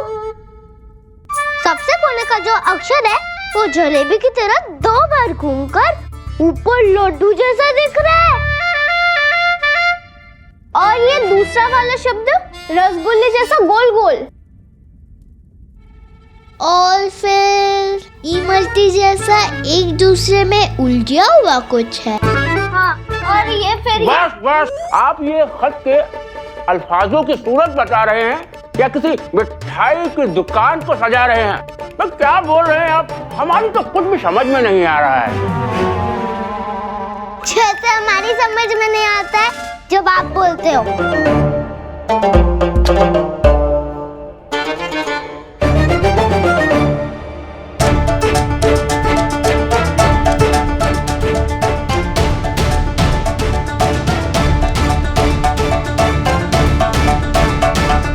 ये कैसे? कैसे नहीं, पूछिए कि जाना कहाँ है। आपने कहा आप देख नहीं सकते, तो फिर ठीक अपने वस्त्रों से मिलती टोपी कैसे पहनी आपने? ऊपर वाले ने आंखें नहीं दी तो क्या हुआ, अक्ल तो दी है ना। तो क्या है ना कि हमने अपनी सारी टोपियां उसी कपड़े से बनवाई है जिससे हमारे ये कपड़े बने हैं। बस हम टोपी को छूकर समझ जाते हैं कि कौन सी टोपी कौन से कपड़े की बनी है। दिमाग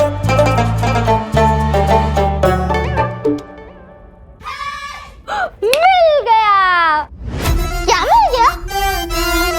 पाए मिल गया, मंत्र पढ़वाने का। कैसे? हम समझ गए। अदाकारा लैला के सामान की चोरी और महामंत्री तिमरासु के साथ जो कुछ भी घटित हुआ, इन दोनों घटनाओं में गहरा संबंध है। क्या संबंध है? चोर चोरी करने के पश्चात दबे पांव आगे बढ़ रहा था, तभी पीछे से आवाज आई, रुको। चोर ने पीछे मुड़कर सामने देखा। क्या देखा गुरुजी? महामंत्री तिमरासु। कौन हो तुम? गुरुजी, मैं आपका प्रिय शिष्य धनी हूँ। महामंत्री ने चोर से पूछा, मूर्ख हटो आगे से। तिमरासु ने पूछा, कौन हो तुम? चोर गिड़गिड़ाया, मैं चोर हूँ, यदि आपकी आज्ञा हो तो शाही सामान चुरा लूं। मंत्री गुस्से में पागल बोले, हाँ मेरे महल में चोरी। तिमरासु गुस्से में बबला हो गया। चोर डर के मारे भागा भागा भागा भागा। चोर आगे आगे, महामंत्री पीछे पीछे। चोर ने महामंत्री का रास्ता रोकने के लिए पुस्तकों वाली अलमारी गिरा दी। अलमारी गिरा दी? अलमारी गिरने के बाद गुरुजी? उसके बाद दोनों में मल्ल युद्ध आरंभ।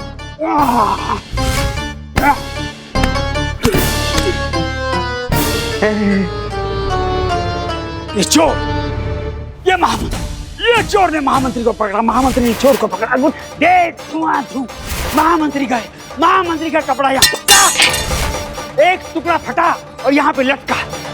चोर भागा, रुक गया। क्यों? आगे भागने के लिए कोई जगह नहीं। फिर गुरुजी? चोर ने चाकू निकाला, अरे ठच से मार दिया महामंत्री के सीने में। महामंत्री तड़पे, महामंत्री घायल। और महामंत्री धड़ा। फिर चोर ने शांति से राजसी मोहर उठाई और शान से चलता हुआ फुर्र।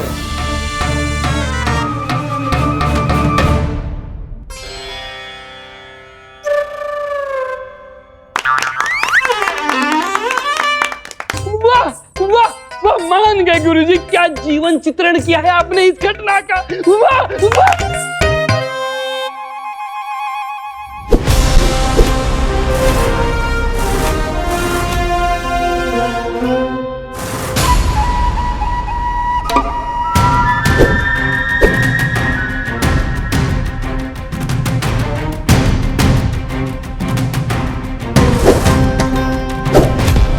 अब तुम्हारी जिंदगी में कोई रंग पंचमी नहीं आएगी कृष्णदेव राय, क्योंकि अब तुम्हारी जिंदगी में तो स्याह मौत का रंग चढ़ने वाला है।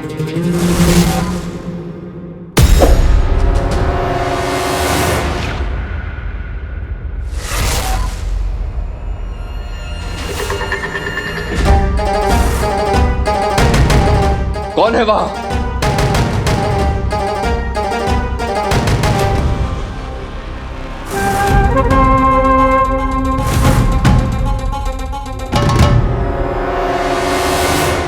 गुरुवर, सच में आपका विश्लेषण वास्तव में अद्भुत था।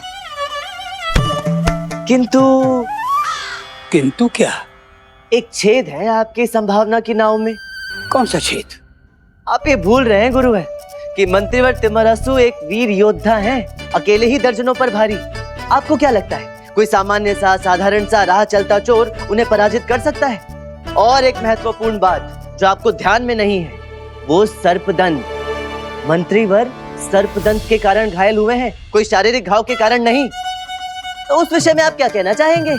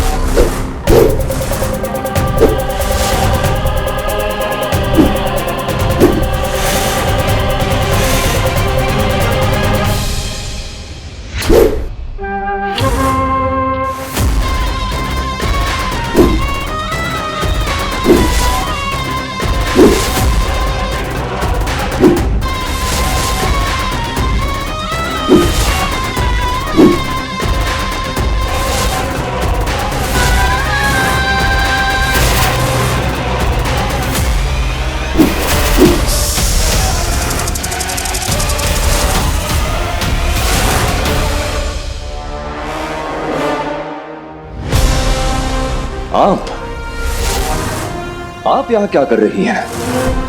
हमें तो लगा था कोई हमलावर है, हमारे प्राण लेने आया है। वो तो अच्छा हुआ कि समय रहते हमने अपनी तलवार का वार रोक लिया, नहीं तो नहीं तो अनर्थ हो जाता। विजयनगर सम्राट के इस तलवार पर अपने ही अतिथि के प्राण लेने का कलंक हमेशा के लिए लग जाता। लेकिन हमारे लिए तो ये सबसे हसीन मौत होती। सदी के सबसे बड़े जाबाज, सबसे बड़े योद्धा, रहम दिल, हर दिल अजीज सम्राट कृष्णदेव राय के हाथों लिखी मौत कितनी खूबसूरत मौत होती। क्या आप हमेशा मंच पर ही रहती हैं? कसम से। सम्राट तो हमने बहुत देखे, लेकिन आप जैसा दिलकश, दिलनशी सम्राट आज तक नहीं देखा। ये मजबूत बाहें जो अपने दुश्मनों को मसल कर रखते हैं, ये विशाल कंधे जिन्होंने पूरे मुल्क की हिफाजत को अपने कंधे उठाया हुआ है, ये चौड़ा सीना जिसमें पूरी आवाम की मोहब्बत समा जाए, ये पुरकशिश आंखें जो किसी को भी अपना मुरीद बना दे, और ये मासूम चेहरा